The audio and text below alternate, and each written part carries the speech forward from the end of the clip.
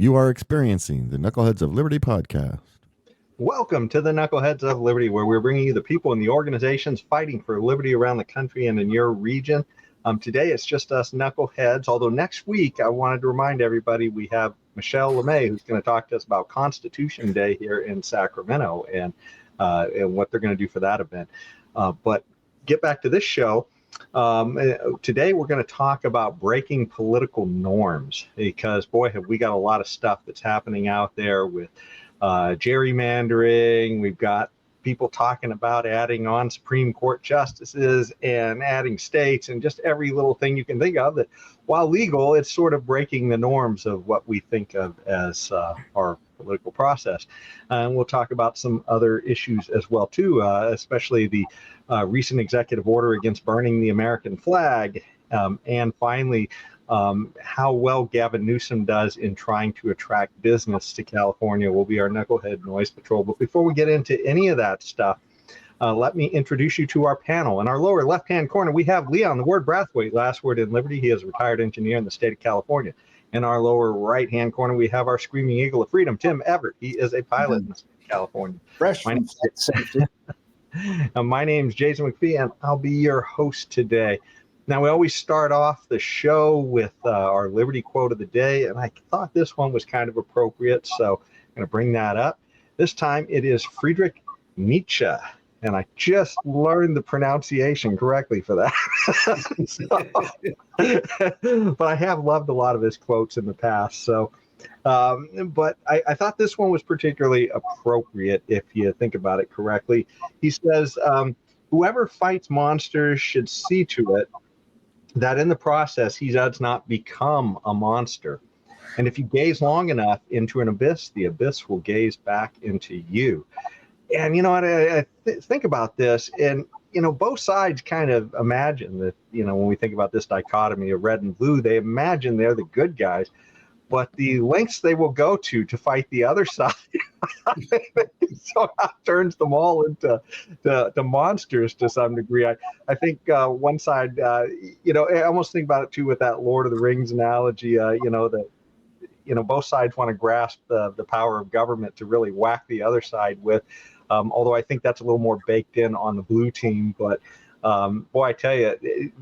To me, this really seems like an appropriate type of quote that we all need to think a little bit about as we start destroying the norms of the system in order just to win. What do you guys think about this particular quote? I think it rings so true, it's unbelievable. And I think we have some very good examples in our society ongoing right now. If you look at in 2020, Black Lives Matter was one of those organizations that was placed on this high pedestal. But Black Lives Matter was just a continuation of the civil rights movement. And the civil rights movement, we all cherish it, you know, Martin Luther King and all the sacrifices he made to bring rights and voting rights and basic civil rights to Black Americans and to other Americans also.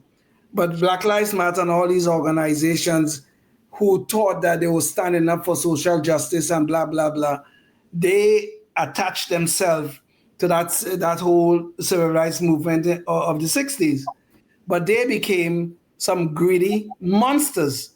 They were burning down our cities and still claiming that they're doing this for the people. They are trying to set things right.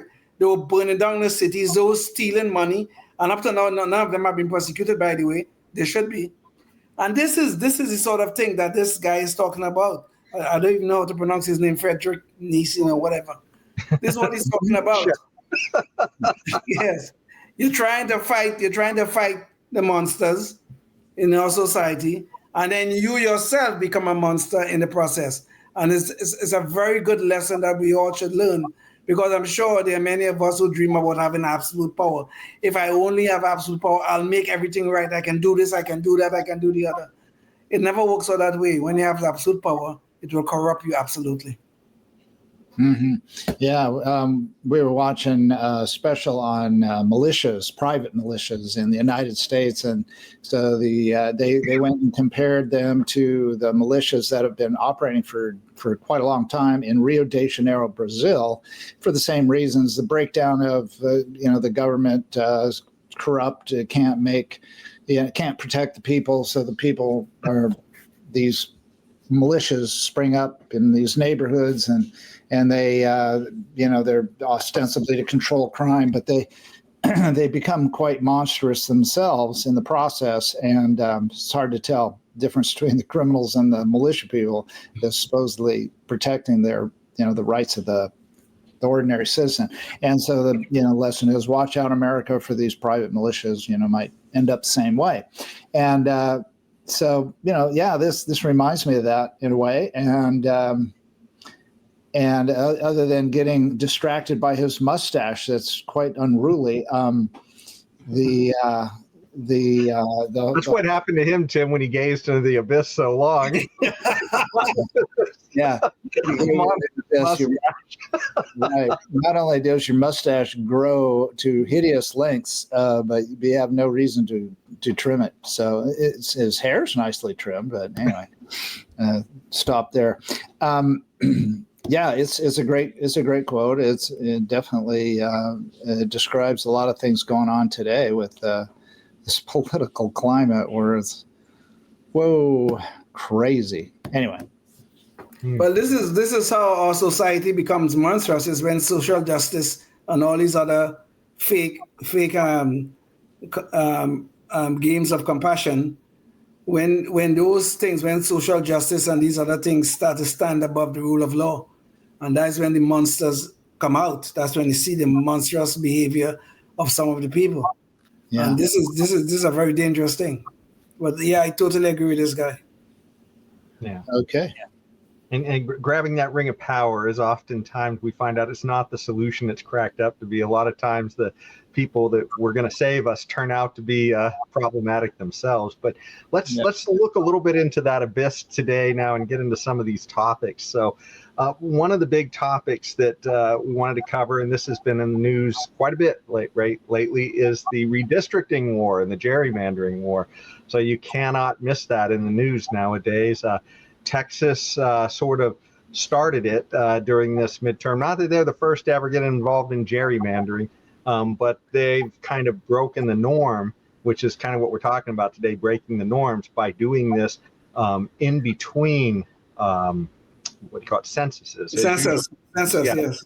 Things happen during the right after the census, when everybody knows exactly what the new population is, and then nobody usually does anything about it until another 10 years go by and we get a new census. But anyways, let's jump into a video that'll help give us a little bit of background on this issue, and then we'll talk about it some more. This proposed map could decide which party controls the U.S. House of Representatives. President Trump understands that his majority in the U.S. House is very narrow. Just a very simple redrawing. We pick up 5 seats. The Texas map is designed to give Republicans 5 more seats in Congress. Here's a breakdown of those districts that sparked a gerrymandering arms race. We have got to meet fire with fire. And how Democrat-controlled California plans to neutralize it.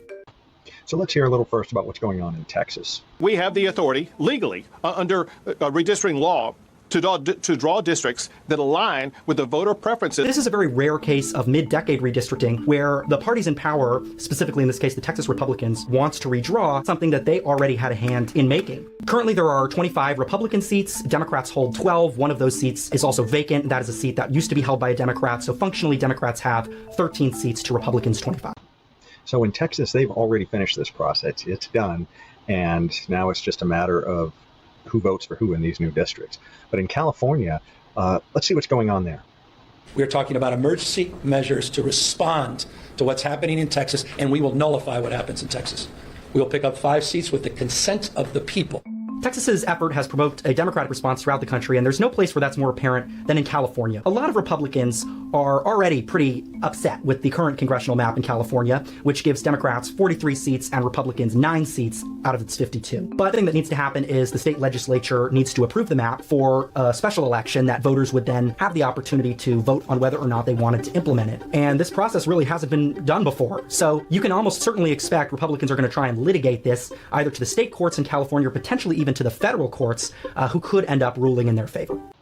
So the big difference in California is that they actually have to overcome constitutional changes that they made to their districting process in appointing an independent board to do this. Yet somehow still appears to be a little bit gerrymandered, but that's California. Let's hear what's happening in all the other places around the country as well. We have a couple of other states where we'll pick up seats also. President Donald Trump has already made it pretty clear he doesn't intend to stop at Texas, and he's already started putting pressure on a number of other states to undergo similar processes. In Missouri and Indiana, there are 2 seats that Republicans are looking to take from Democrats. In Florida, it could be around 3, and potentially in Ohio, somewhere between 2 and 3. New York, with its 26 congressional seats, could also become a potential flashpoint in the redistricting fight.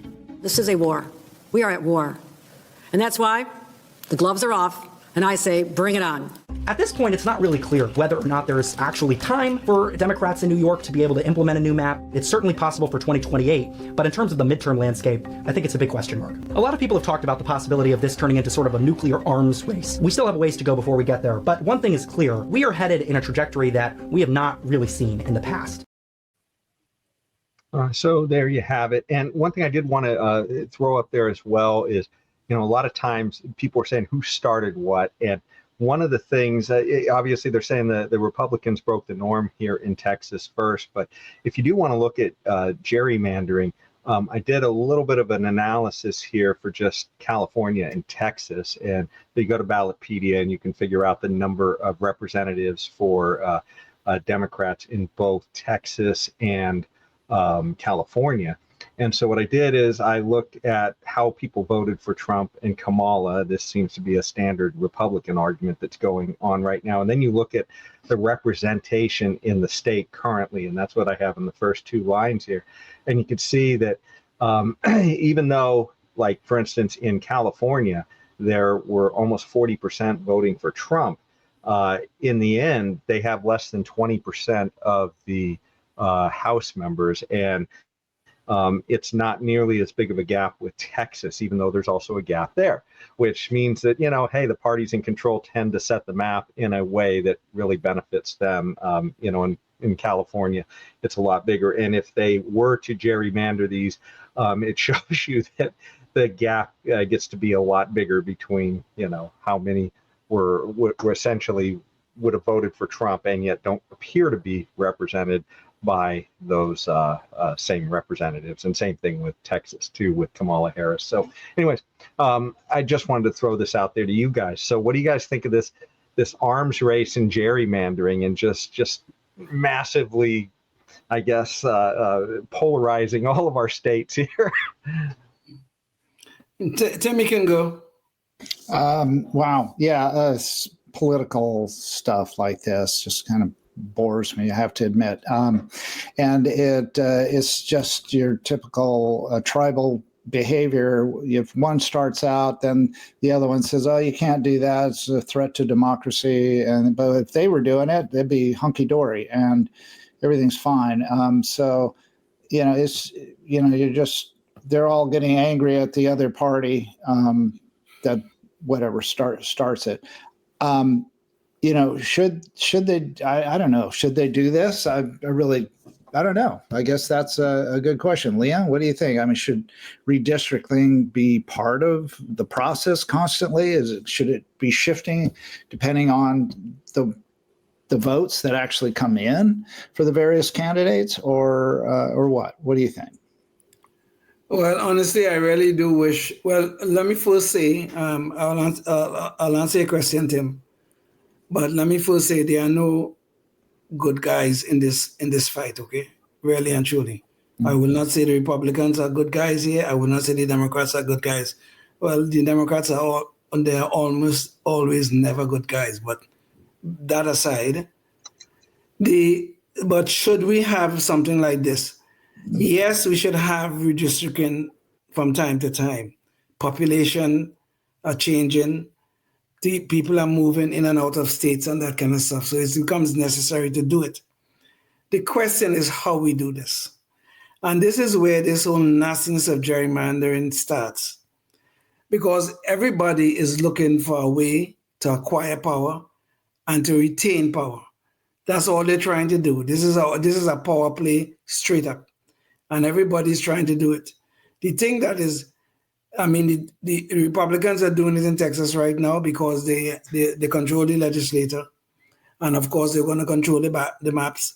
And they think they can get some seats out of it. And Trump won the seats, of course, because of the fact the Republicans have a very slim majority in the House of Representatives.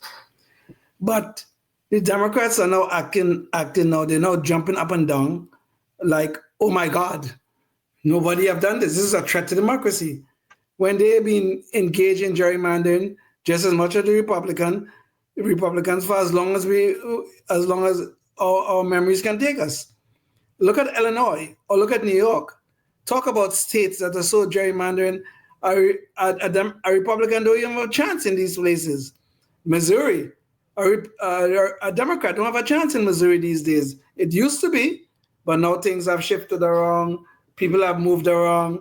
The maps have been changed over the years. And now Missouri is a solid red state. Florida, you could argue, that have become this way also, a solid red state. Some of it is because of the movement of people. Some of it is because of gerrymandering. So everybody is doing this nonsense, and everybody is trying to tilt the map to favor their party. What I would like, and this is where I'm just throwing this out, is that we should all have some rules by which they set the maps within the states. But I know this is something constitutionally that is a matter for the states. But there should be some rules, some broad rules about what, how, and what conditions under what conditions you can draw lines. Even if you want to do it midterm, between the census, as Texas is doing, I would have liked to see some general rules by which everybody must follow those rules, essentially. I'm not saying it have to be very specific or tie the hands of the legislators of the state, but it must be specific enough that you can't see these grotesque shapes that we have just so that you could get a group of people together who will vote Democrat, or another grotesque shape of a map to see, like, so somebody will vote for a Democrat. So this people will vote for a Democrat. To me, like a simple proposal, and I'm just showing this other course, is that if we can go use the somewhat permanent lines of the counties. Okay, we still have to divide up some counties, and we have to draw maps, draw lines within the counties. But we have 3,100 counties and parishes in the United States. I think we could have used those things as starting blocks to form districts instead of these grotesque things. We see that things running up a highway to connect with somebody 50 miles, 100 miles away. So it's all within the state, but sometimes they connect with people who don't have any common interest. It's just ridiculous. So, well, Liam, let me show you real quick. This is California has this. This is the current map, I guess, for California as far as the districts go, and the AP put out this map that shows what it will turn into after essentially if this thing gets voted on in California that the Democrats recently put together. So this is what it would look like, all through the magic of simply remapping. So that's literally what it would do. Just trying to see that a few more people are in one county than another. I would say though that because of those numbers I showed earlier, that the fact that there were bigger, it appears to be more gerrymandered already in California, means that there's probably the margins aren't extremely big. I think that this is the issue, right? I think if Texas wanted to gerrymander even more, I think they could actually get more seats, and I think that's one of the things that Greg Abbott said in a recent interview is, well, if California's going to do this, then we're just going to remap it again. Which is just, it's just kind of nuts, and it shows you where this stuff is going. But I wanted to squeeze this in for those people who are watching us on public access. In California, the way that they are mapping this, because this is supposed to be, this is something that we took out of the hands of the politicians before, and we said supposedly, yeah, supposedly, and it was supposed to be an independent commission. Commission that was doing this, and anyways, it's still pretty slanted, as you can kind of see by those numbers, but the whole point was they wanted to take it out of politicians' hands, so they couldn't do essentially like what they're doing in Texas right now. And this is kind of nuts, right? I mean, KCRA 3, that's our local Sacramento news station, was trying to get an answer from them about who drew these maps. And I think it was a fascinating little eye into this about how sort of corrupt these transparent processes they claim are. So let's watch this video they put together. I've sort of edited it down a little bit, but I thought this was pretty remarkable what their findings were. In that special election, who can California voters look to specifically when they want to know who put these new congressional districts together? It really was not clear in any of the hearings today. Both the state Senate and Assembly Elections Committees had a lengthy discussion on the redistricting push overall. A reminder that this is happening as California already has an independent redistricting commission that is responsible for doing this work after the census. California voters took the power away from politicians nearly 2 decades ago because they didn't like that lawmakers were drawing districts for themselves. So with that, I asked both the Democratic leaders of each elections committee who is responsible for drawing these new proposed congressional districts. So we're going to start by hearing what Gail Pellerin from the Democrat side on the Assembly has to say about it. Governor Gavin Newsom promised that no special interests or this would be transparent. This would not be done in a back room. So we're trying to ascertain in this very short amount of time that you have to deliberate this, who exactly are the maps responsible for? Happening very quickly, and the folks that were drawing the maps went back to the Independent Redistricting Commission's testimony and what they heard during their time when they were deliberating this, and they themselves ran out of time to do. Since Gail said she's running out of time, we're going to speed up her rather lengthy answers, where I guess you're going to find out that she takes a long time to say nothing. The work that they needed to do. And so we're basing these on the Voting Rights Act, and we're looking at really bringing the voters into this process. And that's why we're going to an election on November 4th, because at the end of the day, the voters' voice is what matters. In case you haven't caught it, she still hasn't told us. We're asking because voters back in 2008 and 2010 took the power away from politicians to draw maps because they did not like that it was an incumbent protection plan. So we just need to know. That's why we're asking. These are definitely unusual times. We are no longer governing in a democracy. We're governing in an authoritarian government. We are seeing things that we can't so deeply about California. We have education, food for children, our immigrant community, our LGBT community. They are getting decimated by this administration. This is an all-out assault on California's democracy and rights and values. So we have to move quickly. But we are bringing the voters onto this process. We're letting them know that the maps have been posted on the website. We have this election on November 4th. At the end of the day, the voters will decide what is important to them and whether they want to adjust these maps to give California the voice it needs in Congress. She still hasn't told us. And have you said whether or not state lawmakers involved in drawing the maps? Any state lawmakers at all? Not to my knowledge. So then who adjusted them last night at 8 p.m.? It was my understanding that they were by 8 a.m. They were out there. No, Monday there's an adjustment. There was a collaboration, but we can get to the people that actually did that work. So then why does the legislation say the detailed maps are prepared by the Assembly and State Senate elections committees? So the reality is that it was a collaboration, and we can get those specifics. But I think what's most important is the maps are out there for people to see, to evaluate, to make a judgment on. The lines are the lines. Madam Chair, but when you consume something, don't you want to know who makes it? When you are presented with something, don't you want to know where it's coming from? Don't voters deserve to know? When I go to a restaurant, I don't need to meet the chef. Well, it's clear we aren't getting anything from Gail over in the Assembly. Let's see how our luck goes with Sabrina Cervantes, Democrat representing the Senate side of this process. So did this committee meet then to draw the lines? We're just trying to ascertain who exactly is responsible for drawing these maps at this point. So the criteria has remained the same from the CRC. 76% of the districts remain the same, and that is what Californians will see. There are many folks, stakeholders who've had an input on the map drawing process, but ultimately this is up to the decision of California voters, whereas the CRC, which we respect, we want to make sure that there's a nationwide citizen redistricting commission, but the reality is we are in an emergency, and this is our emergency response. We're giving Californians over 2.5 months to review these maps thoroughly and make a decision on whether or not we move forward with this constitutional amendment. Well, it doesn't look like Sabrina's going to give us much help, but let's give her another chance. So is the State Senate Elections Committee, we drew these maps. Like, you're ready to say that. So the Senate Rules Committee put these maps. The Census tracks onto the website. So legislators drew the maps. Can we say that to our viewers? Again, this was from CRC's criteria. Millions of these criteria. Right. We need to now create the maps. Was it Paul Mitchell? Paul Mitchell was strategy. There was input. Again, from testimony. It was drew them out. It was testimony that was given to the CRC by whom remaining consistent, making sure we're keeping communities of interest together. Don't they deserve to know who drew these maps? Again, this is the most transparent process. So then who drew the maps? This is the most transparent process. You're interested in that. Well, one thing we can be sure of from California Democrats is they are telling us it is the most transparent process ever. So the two women you just saw there, again, they are the leaders of the legislature's elections committees. Neither would really tell us who is responsible for these maps. So there you have it. It's the most transparent process ever to save democracy. Anyways, what do you guys think about all that? Well, I didn't draw the map.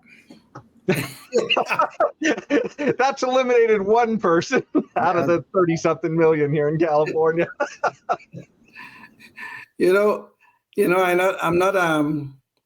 As I said before, there are no good guys in this whole gerrymandering process. Okay, they like to call it redistricting, but we know it's gerrymandering they're talking about. There are no good guys here, but you could always count on the Democrats to go into the Orwellian mode. They're trying to cover up who actually drew those maps, and yet they're telling us, oh, it's the most transparent process we have ever engaged in. Really? This is the kind of damn nonsense. I mean, at least Texas didn't hide who was drawing the maps. The Republicans were doing it. We know that for sure. Even though I don't like the whole gerrymandering process, but we knew who drew the maps. Well, here in California, it seemed like it's a classified secret. Nobody wanted to tell us who drew the maps. And we're supposed to go vote on this thing come November. This is sick shit. Oh, my apologies. Sick excretia. Yeah. Don't worry, Leon. We won't tell anybody who said that. But we have to remain the most transparent show on the internet. Yeah. Well, yeah, I mean, this is, just nuts, but, it's not the only thing that is processed. It's being, I guess, pulled on right now. I mean, one of the other things that I guess came up recently is James Carville, and he is a well-known Democrat strategist, I guess, who's been responsible for several, I think, successful presidential campaigns by the Democrats. Two. Yeah. So he has been very vocal about the fact that there's a whole bunch of processes that he wants to, norms that he wants to break if the Democrats get back in power. He is saying that he wants to add states, and he is saying that he also thinks that they should add Supreme Court justices. And he isn't the only one. But if you want to hear all about that, you're going to have to, if you're watching on public access, you're going to have to tune in online at knuckleheadsofliberty.com to catch the rest of it, because we are out of time for public access. So, so go check us out there, along with a lot of other of our past shows. But anyways, let's get back into this whole issue of other norms that are going to be broken. So before I show you any more of the visuals here, let's show you the little video that kind of gives you a background on some of this. If the Democrats win the presidency, the Senate, and the House in 2028, which is not impossible, I don't know if you say likely or possible, I don't know what word but it's certainly not impossible. They are just going to have to unilaterally add Puerto Rico and the District of Columbia states. They're going to have to, the Constitution gives Congress power over federal elections. I don't think they can redistrict, but they're things they go do. They're going to have to do it. They're just going to have to do it. And they may have to expand the court. Let's see. That it looks like that was freezing up. Let's give it another try. Did you guys see it freezing up on your end, or? No, I heard Carville's nonsense quite clearly. Oh, okay. It was freezing up on my end. I'll give it another try here. On my end, it looked like it was freezing up, so I didn't want to just leave the audience hanging there. Let's try it again. They can cut it right here. If the Democrats win the presidency, the Senate, and the House in 2028, which is not impossible, I don't know if you say likely or possible, I don't know what word but it's certainly not impossible. They are just going to have to unilaterally add Puerto Rico and the District of Columbia states. They're going to have to, Congress does give, The Constitution gives Congress power over federal elections. I don't think they can redistrict, but they're things they go do. They're going to have to do it. They're just going to have to do it, and they may have to expand the court to 13 members. Any of those things in isolation, I would be skeptical about. I would be cautious about. I would say, well, I don't know if that's the greatest idea in the world. You're opening Pandora's box, or all kinds of things. If you want to save democracy, I think you got to do all of those things. So what Carville is proposing is not illegal. It is simply a breaking of the norms. But you can see this is a perilous path if both parties go down that road. But to show you that this is just not simply James Carville's view, well, let's hear what Chuck Schumer has had to say on expanding the number of states in order to get more electoral votes in Congress. Today, the House of Representatives will pass a bill granting the District of Columbia official statehood. I applaud my House Democratic colleagues. And here is Senator Elizabeth Warren making her case for expanding the number of justices on the Supreme Court in order to try to get a majority there. We need to expand the Supreme Court, and here's why. For decades, the Republican Party has been chipping away at the foundation of our democracy. They use broken rules like the filibuster and the Electoral College to control the White House and Congress, even when they win fewer votes. But as we can see in the previous story on redistricting and gerrymandering between censuses and this isn't just Democrats. I mean, Republicans are engaging of these breaking of the norms too. In fact, it wasn't very long ago that Donald Trump, through the stroke of a pen, literally changed the name of the Gulf of Mexico to the Gulf of America. So this is kind of where we are, folks. We're going to be changing the name of the Gulf of Mexico to the Gulf of America, which has a beautiful ring that covers a lot of territory. The Gulf of America, what a beautiful name. So there you go, breaking norms right and left. And this is, this is stuff that, they just want to keep on finding ways to get the numbers to work out for them so that they can wield that club of government. What do you guys think about this? Yeah, if I could start, but I don't think you can compare the Gulf of America name change to the politicization, like bringing another state or District of Columbia or Puerto Rico in as a 51st, 52nd state. That's quite a big difference. As dumb as changing the name of a body of water was, in my humble opinion. But it's not hardly the same thing. And personally, I think there should be a constitutional amendment made to limit the number of states as it is now, 50 states. Why? Because enough country, enough land and people are under the auspices of what goes on in Washington, D.C., including D.C. itself, that enough's enough, okay? We've got top-down central planning emanating from the White House now, affecting enough people in the world already. Okay, we don't need more. 50 is a nice round number. Just drop it. Okay, make it illegal and just off the table. I know they'll never do that. Why? Because everybody, this is like saying eliminate the central bank. Okay, or let's go to the gold standard. I understand. It's just but that lady, what's her name? Elizabeth Warren. Liz Warren. Belly aching about the Electoral College. Okay, seriously. I mean, that's the foundation of basically a federalized republic, which is what we are. We're not a democracy. We're a federalized republic. We have democratic portions of it. But, the people elect the representatives, which is representative, a Republican federalized situation. And the Electoral College is all about that. It's just part of that whole federalized apparatus. And so it's not a rule. It's the Electoral College. It's not a rule. It's a foundational aspect of our Republican democracy. I'll call it a Republican democracy, or whatever you want to call it, or a democratic republic. I don't care. A representative republic is what it really is. Yeah, exactly. That's what it is. It's a representative republic, and the representatives are elected democratically. Okay, so here we are. Now, so that's where I'm at. Call me old-fashioned, and yes, my idea of limiting the states is never going to fly. Also, the Supreme Court. I mean, how many people you want? 100, 200? I mean, what's, just cap it. Seriously.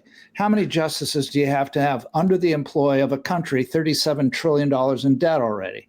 Not that that's nothing but a drop in the bucket. I get it, but ludicrous. It's all ludicrous. It's just all this politics. I'm so sick of it. I'm just sick to death of it. Politics and everything, including the weather. What's it feel like in your neck of the woods? Well, we can't get away from politics. Okay, we live in a representative republic, Tim, so there's no way to get away from that. But what we have to do is to limit the amount of idiots we have representing us, or at least limit the length of time they represent us, or limit some of the voices that we hear. I don't want to take away anybody's free speech rights. I mean, James Carville is sure he led 2 successful presidential campaigns, but I mean, this man is an idiot to suggest that Congress could turn the District of Columbia, which is Washington, D.C., into a state. Congress cannot do that. It requires a constitutional amendment. So they could probably initiate it, but then they still have to send it out into the states to get it to change it. Washington, D.C. is specifically designated, that entire area is specifically designated as the capital of the United States of America, and it's under federal control. They'll have to get a constitutional amendment of some kind to change that. And this idiot seems to not even realize it. But what James Carville is speaking about is just stuff that benefits the Democrats. Just look at it. He wants to expand the courts, okay? But who you think he wants to make these elections for the courts? He say he wants to take it from its present 9 to 13. Who you think he wants to pick those 4 justices? You know why they want to do that? Because they don't like the current makeup of the court. Like, these people never heard the expression that election has consequences. That's what has happened. We have a conservative court. I am glad we do, okay? Because at least they try to get some semblance, keep some semblance of the republic intact, rather than having all these crazy ass ideas running around trying to pass as precedents for us to follow. But the point is, though, the main point here is we cannot allow these rogue misfits to dictate how this representative republic should run its affairs, because the Democrats right now have found themselves in a very difficult position. All of a sudden now we have to jump and whine and cater for them. No, the elections determining these things, and this nonsense have to stop. But this is sort of the paradox, though, because I mean, both of you guys are saying we need to do this, we need to do that, but ultimately, I mean, the only thing that can solve this is if we all just realize we can't use government, or we shouldn't use government to try and force things on other people. I mean, it's like that tool is what we have to use, and yet that tool is being used by somebody else to beat us over the head with. And it's sort of like a battle for the club, and everybody is saying, we got to win, or, the other side's going to hit us harder. And, to me, it's like the libertarians are the only ones who are saying anything that's coherent here, which is the problem is government. People have to understand that government can't be the solution to their problems, or we're always going to be reaching for that club of government to beat the other side over the head with. And we're that's even more pie in the sky than my ideas, because we're a minority. I mean, the vast majority want to use the club to beat everybody else over the head. I'm sorry. And what's to stop the Republicans from packing the court with 4 new justices, all as conservative as can be? What's to stop? He's got a couple more years, 3 more years to do that. Can't they do that too? I mean, if there's going to be packing of the court, so like you say, Leon, be careful what you wish for. And that gal that wants, to get rid of the Electoral College and, make it just strict democracy. I know where she's going. It's just they want us to be like France or some, idiotic nation like that, where it's the majority rules. Okay, it's two wolves and a sheep sitting down to figure out what's for dinner. And there's no rule of law regarding, well, they're very little. I mean, they have their little, I'm sure they have their little rules and laws about, about how to conduct an election, but it's all just the vast majority rules, no matter what. So whatever the majority thinks, they can do whatever they want. Whereas as opposed to ours is as a structure called a constitution that's just totally ignored anyway. So I don't know where I'm going with this, but it's just so frustrating. I mean, the whole thing has fallen apart. It's just a complete, I don't know. It's a cluster. Well, what I am trying to say, I think what I'm trying to say is that I would like us to truly return to our constitutional framework. That's what I want. Let's return to that. I don't think that is too pie in the sky to ask, because I think what should stand above all is our individual liberties and our individual freedoms. That should stand above all. That is how this country was founded. I want to go back to that founding principle, that even though we're going to always have politicians always looking at ways to acquire power and then maintain that power, we'll always have that. But we have to have better guardrails upon the Constitution such that it cannot be ignored as it is right now. You're correct about that, Tim. They just ignore the Constitution. They do whatever they want. And they come along and next thing they say, oh, this is so nice and constitutional. No, we should follow it. No, we have to have better guardrails. And this is one of the problems I think we have. We don't have enough guardrails in the Constitution to take care of some of the obvious problems that is ongoing in society. Well, speaking of guardrails, that really brings us back to the most important amendment, the First Amendment, although maybe Tim will argue it's the second, but I think it's the first.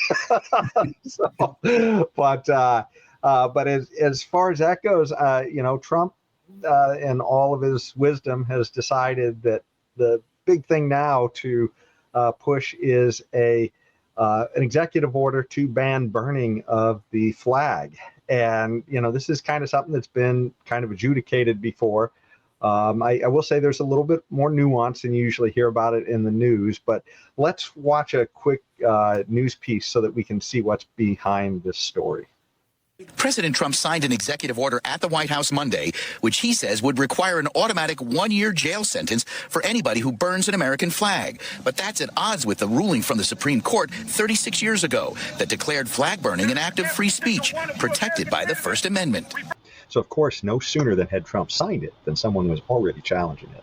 There's a First Amendment right to burn the American flag. I know that I'm living in Trump's head right now, and I love it. He is just fuming. I did it right in front of his house. That's Jay Carey setting fire to an American flag at Lafayette Park across from the White House last night. It was a little after 6 p.m. Carey, a combat veteran from North Carolina who spent more than 20 years in the U.S. Army, was detained by the Secret Service and then the U.S. Park Police, issued 2 citations, not for burning the flag, but for setting fire in an unsecured place and for damaging park property. And that was a really important point, in case you didn't catch that, that he was being arrested for burning the flag in an insecure place and damaging park property. He wasn't actually arrested and charged for burning the flag, which is kind of what that executive order was supposed to be getting to. It wasn't a matter of disrespecting the flag. I'm a veteran. I fought under that flag, with that flag, for that flag. It's a matter of protesting against what the president was putting out in an executive order, because he feels he can do anything that he wants, and that's just not the case. And here is the website, the White House website, and this is up there now. And this is something, too, it apparently one of the ways that this is different, because this has been in front of the Supreme Court before, but he's apparently saying it can't be done, I guess, in a way that incites mob violence. I think that's what's written into the order. So unfortunately, I don't have that order in front of me right this second, but and here's the story about the guy getting arrested that we just saw. So anyway, this is, what do you guys think about this particular thing? Because it does seem like this is a free speech issue. I think a lot of us are kind of on the side that we don't want to see the American flag burn, but I guess it by saying that you're going to throw people in jail if they burn their own flag, that somehow that's destroying what the actual flag stands for. So what do you guys think about this? I think number one, Donald Trump is completely wrong about this. Okay, I don't think he has any authority to stop anyone, any American citizen or anybody residing in the United States for that matter, anyone from burning an American flag. Now, personally, my own personal view, I think it's quite disgusting to desecrate that flag. I think that flag means a lot to a lot of people, to a lot of our fellow countrymen. Some people have fought, some people have died to defend that flag. But I do not believe that in a country founded on liberty and freedoms, with a First Amendment that says we have free speech, that anybody should be arrested or charged for burning that flag. As much as it will hurt my heart to see that flag being burned, I don't think Donald Trump or anyone or any president or any law enforcement should be arresting anyone for doing so. Yeah, I agree with Leon, but I'll go a little further. I'll say if you bring your own flag to the flag burning ceremony, matter of fact, if you look at the Boy Scout handbook, it's of course done in reverence, and you say the Pledge of Allegiance to the flag and so on. But the proper way of disposing an old flag is by burning. Okay, it's in the Boy Scout manual. You can look it up, or you can just Google it. But that's it. We're talking burning a flag in protest for, just like I'm angry with whatever's going on. I'm going to burn the flag. You bring your own flag. You can burn your own flags all day long. You paid for them. They belong to you. You can burn them. I agree with Leon. I don't like that method of protest. I would never do it myself, but they have the right to do that. But just don't go ripping down somebody else's flag. Don't go pulling a flag down off of the courthouse flagpole and burn their flag. It's not your flag. You cannot do that. You're destroying someone else's property. Okay, even if it belongs to the people. So you can get arrested for that. But no, Donald Trump does not have. Hey, what's with the executive branch? Are they just why do we even have Congress? Okay, let's just get rid of the legislative branch. Just send them all home, stop their paychecks, and just let Trump just put a law for everything. He's the king. Executive order, and just hold every executive order. Exactly. Okay, if he's the king, if he can do this, okay, we do not need three branches. As a matter of fact, get rid of the judicial branch too, because if he can do whatever he wants, then we don't need a judicial branch that's going to decide whether or not it's constitutional for him to do whatever he wants. Okay, so stop the nonsense. Just appoint him king, or he can appoint himself king. He's already done it. And then we'll just get rid of it. He should just fire everybody, fire the whole shooting match. Okay. And then all these Elizabeth, what's her name, and all these people can go home and get a real job, because we don't need them anymore. We have Donald King Trump in the White House. Yeah. It's funny, we all pretty much agree, I think, on the issue here that it should not be illegal to burn your own flag, I guess, if you own it, and to make that statement. And as long as you're not like taking it into a crowded movie theater and burning it or something like that, right? But I do think that there is a certain political brilliance to Trump on this particular move, because even though we all think this is constitutionally incorrect, what he's doing, he is doing this, and it's going to incite a lot of the people who I think are pissing people off in some of these street protests to then immediately whip out an American flag and start burning it. And suddenly, and especially when Trump is sending military and police into places, it's going to make people more sympathetic toward his side of the government, I guess, doing whatever he is doing. And I also will say too, there is a hypocrisy among the left on this issue, because even though we all realize you should be able to burn the American flag if that's what you want. We don't think you should, again, just to reiterate, but we all think that that should be your constitutional right. What we do see on the left is that if you are burning a gay pride flag, suddenly they're throwing people in jail for decades in some cases, which is absolutely nuts.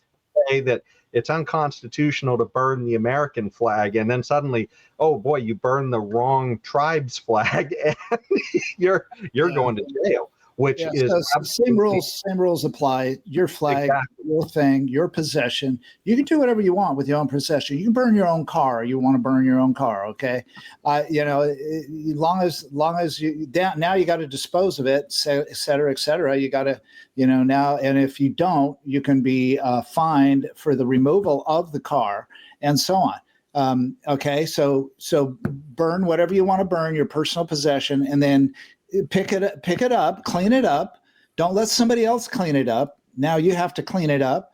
And I don't care what flag it is. I don't care if it's a gay pride flag or American flag or whatever. Just take responsibility. Yeah. The thing is though, nothing signifies the destruction of a great republic as when we start making special you're carving out special things in law for certain people.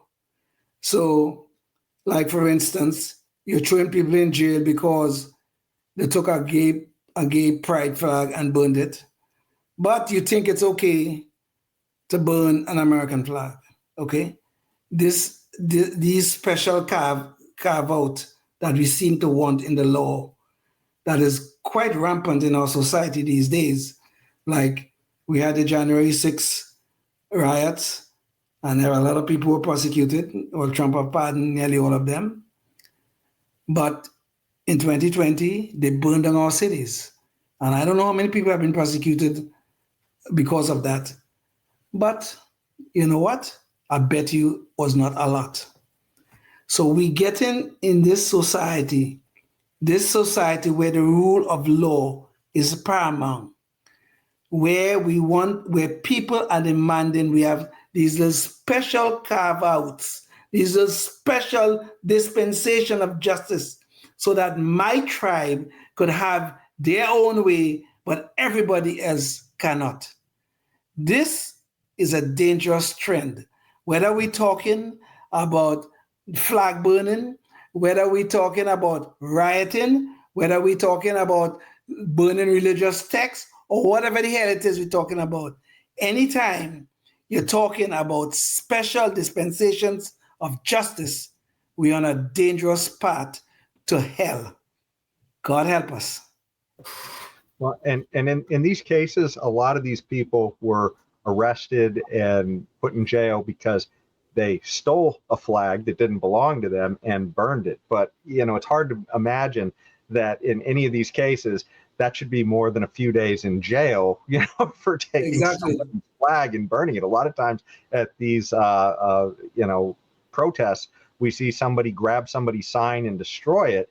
And a lot of people don't even go to jail for that. So, this is just kind of nuts. And if we saw that guy who just got arrested for burning the American flag in front of the White House, he was literally out within 4 hours. So I think that's great that, that's a really minor type of infraction. The guy was burning a flag in this public area, and it wasn't actually because it was the American flag. It was just because he burned it there, and that wasn't allowed. So they took him and they threw him in jail, and then he got out. But, we've got to, like Leon is saying, one standard, and then same thing with Tim. The same rules should apply to both flags. It's just absolutely nuts that we're setting all these tribal rules for different things. So exactly. There's more to the story with the guy that burned the gay flag, though. Although 15 years, I mean, you don't give 15 years to murderers these days. Rapists, okay, but he stole the flag from the local gay church, and then he came back to the club and burned the flag. But he also threatened to burn down the bar and made threats to patrons in the bar. So I think there's a little more to it. I don't know that it deserves 15 years, but the guy needs to cool down. Sure. And suffer some consequences here. Yeah, you should have a Bud Light. No, but the point is, though, Tim, okay, you raise those issues, and I'm with you on that. Then charge a guy for stealing property. Then charge a guy for making threats to private property. Those sort of things. That's fine. Do that. I don't have no problem with that.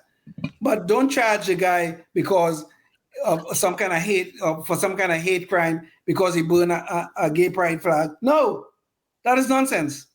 Yeah. Well, he did say that he hates gays, and that he. Okay, that's his right to say that. That's his right to say that. Well, true, but it's not his right to threaten to harm these people.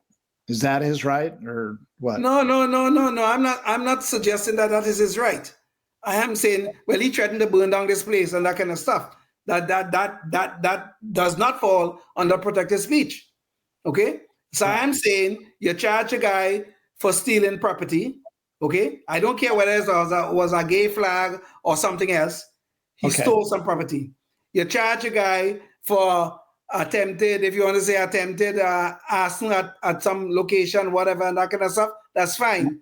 But I don't see how this comes some kind of the flag, and he ate homosexuals or whatever he said, and stuff like that. All of these things comes up to some hate crime of some kind. This is where I have my problem of what these things that they call hate crimes. I don't even know what the hell that means, quite frankly. But don't charge the guy for things related to somebody's race or somebody's stuff. Charge a guy for things he actually do, or he attempted to do, or he intended to do, as long as you can prove it in court. Okay. Yeah. So they found him guilty of hate crime harassment. That maybe have an issue with that. Reckless use of fire, and being a habitual offender. So apparently he's done this more than once. So I don't know. Maybe that even threats more than once does seem excessive for putting somebody in jail for more than a few months unless they've actually demonstrated some real violence, right? I agree. Yeah, 15 years seems excessive. Yeah, very excessive. Very. I agree. Yeah. In fact, it's funny because, aside from this crosswalk story, too, that a lot of people heard about where, they painted a pride crosswalk and somebody left their tire marks on it. And so they went after him for that. But there was a case, too, of another Iowa man. So apparently this is a thing in Iowa. But he was given time served, and the person who was speaking out for the LGBTQ community was very upset. They felt like he had not had to, by given time served, that was not enough. So, I mean, there's, a lot of people who both for the American flag and the pride flag, they want blood when they see their flags burned. But anyways, so I think that's probably a good point to jump off onto our Knucklehead Noise Patrol, I guess. And in this takes us to California, and just, some of the nutty stuff that we see with our current governor here, who assumes he's running for president already. But he has, there was this interesting case where a company that was trying to get back up on its feet put out a post that said they were having difficulty getting back into California, and Governor Newsom didn't put a hand out to help out. He kind of put a hand out to push them away. Let's see what that's about. Bed Bath & Beyond CEO calling out California in a statement Wednesday, 2 years after the company filed for bankruptcy and closed all of its stores nationwide. Now stores are slated to reopen across the country, except in California. That statement reading in part, "This decision isn't about politics, it's about reality. California has created one of the most overregulated, expensive, and risky environments for businesses in America. It's a system that makes it harder to employ people, harder to keep doors open, and harder to deliver value to customers." So do we expect any sympathy from Gavin Newsom or constructive communication on how to keep businesses going to California? Let's find out. Governor Gavin Newsom's office responding to the CEO's comments snarkily on social media, saying they wish the company well on becoming relevant again. Instead, we get this antagonistic response from the governor's office saying they didn't even know his business even existed anymore, but that they wished him luck in bringing his business back to some kind of relevance again. Just absolutely nuts if you want a pro-business environment in the state. Let's find out a little bit more about how he's doing with other businesses. High taxes, crime, riots, a rising minimum wage, and never-ending red tape. That's the reality business owners face every day in California. It's driving residents and companies out of the state, but California's governor appears to be too busy on social media to notice or care. Newsom firing off on X at the news that Bed Bath & Beyond would not open any new retail stores in California due to an unfriendly business environment. You can see what he wrote right there. Of course. So clearly Gavin Newsom isn't doing very well retaining business. In fact, he seems to be driving out a bunch of refineries at the moment. But let's hear from Marcus Lemonis, the chairman of Bed Bath & Beyond himself. I think you were trying to communicate to him in good faith. I did. You weren't trying to be snarky. Nope. But he came back to you purely on the basis of snark and antagonism. Let's look at the math. When you compare the 50 states that you're going to do business in and you're going to invest into opening up a retail facility or buying one, you have to think about the space itself, which is expensive in California, the consumer base, which is unbelievable in California, the average income, which is unbelievable in California, and all of that gets absolutely purged by what it costs to do business in California between the legal process, the labor process, the regulatory process. At the end, the yield is just so bad. Wow. It's awful.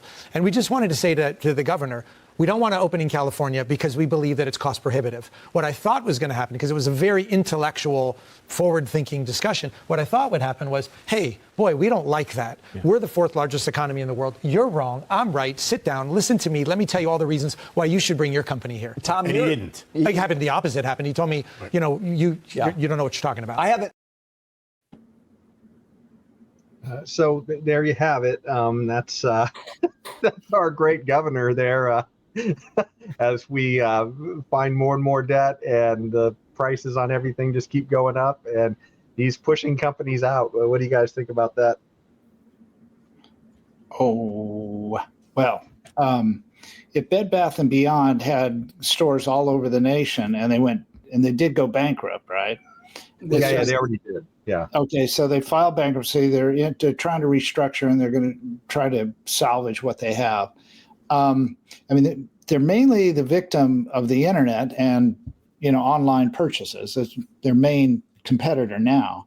So it's not just about California. Although if you're going to still have brick and mortar stores, you're going to have to really consider this whole California thing. Yes, there's lots of money here, but at the same time, it costs a lot of money to tap into it. And maybe it may be prohibitive. It sounds like it's just prohibitive for him to do that. And Gavin Newsom's not going to make any changes and, to welcome businesses like that in. So, we'll see what happens in the long run when all these businesses leave and never come back. And, we'll see if Gavin Newsom continues to get elected again and again and again and again, because he's like Mr. Popular amongst the vast majority of left-leaning Californians, which the vast majority are. So let's see what happens, and let's also wish Bed Bath & Beyond good luck. Too bad they can't have somebody that's on their side in California, and they're just going to have to do it on their own elsewhere. And let's see how they do. I do wish them luck, although not snarkily. But the problem here, this whole Bed Bath and Beyond, this whole issue is underlying a very big problem of doing business here in California. I mean, the minimum wage, I think, in California right now is like $16.50. Could you imagine that? Right? A little kid who probably still in college, go to a store, a grocery store, maybe Bed Bath & Beyond if they were still here in California, or if they were trying to get back in California. Some little kid, 17 years old, still in high school, living with their parents. And this outfit has to pay this little kid almost $17 an hour to work in their store. Who want to do business under those conditions? And then on top of that, think about the amount of regulations and red tape that there is here in California. Who wants to do business under those conditions? Are we then surprised that you see all of these businesses, just like Tim was raising, all of these businesses are leaving and going to Florida, going to Texas, Tennessee, Utah to some extent? People are leaving the state. Businesses are leaving the state. And still this fool of a governor that we have here cannot understand why. San Francisco, one of the greatest cities that we have known, is nothing but a mess hole right now. And businesses are leaving there in abundance. All the major pharmacies and that kind of stuff, Walgreens and all that, are closing stores down there. And still the fool of a governor can't understand why. It's basic economics. If you have to do business, you need a friendly environment. If you can't do business, if the environment is not friendly, nobody's going to do business. What does it take? I have to hit you over the head with a club for you to understand this? This is so ridiculous, it's unbelievable.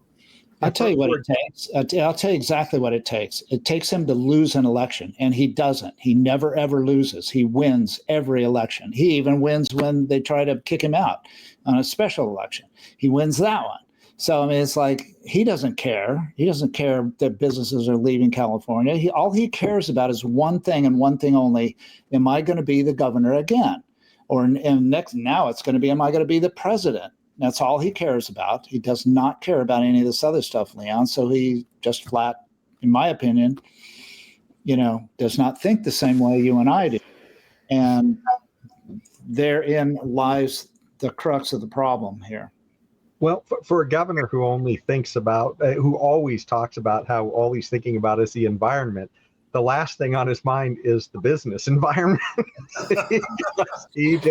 He just makes it so tough. And I mean, in reality, a politician, whether it be a mayor of a town or a governor of a state, it's not about changing the rules to bring a business in, but it's about helping businesses to navigate the rules that they have as best they can to make it as easy as possible for them to figure out how they can do business. And here we see a company that's saying they have problems with that, and Newsom, decides to push back on them like they insulted him or something. Just absolutely nuts. And it's like, who does he think is going to pay for all this largesse in government? If these businesses go away, if the jobs go away, it's the tax base that funds the government. And if, the state can't print its own money. So, they can go into debt with bonds, but they can't print their own money. So there's a limit to what they can do here. And it's absolutely nuts. Well, Margaret Thatcher once said, socialism never works because you always run out of other people's money. Sooner or later, California is going to run out of other people's money, and then they will understand this damn nonsense that they are presently doing. Yeah. Well, I think that's probably a good note to end things on. And again, if you're watching, tune in next week, and we'll be talking about Constitution Day with Michelle LeMay and how that's going to work out here in Sacramento. So that should be a nice event for people who are tired of watching politicians trample on their constitutional rights. But until the next show, think about what you can do in your community to participate and help move the ball for liberty. And until next time, stay tuned and stay free. Yes, indeed. Life, liberty, and the pursuit of happiness, always and forever. Thank you for listening to the Knuckleheads of Liberty podcast. Find us on Facebook, Rumble, YouTube, your favorite podcast network, and at knuckleheadsofliberty.com.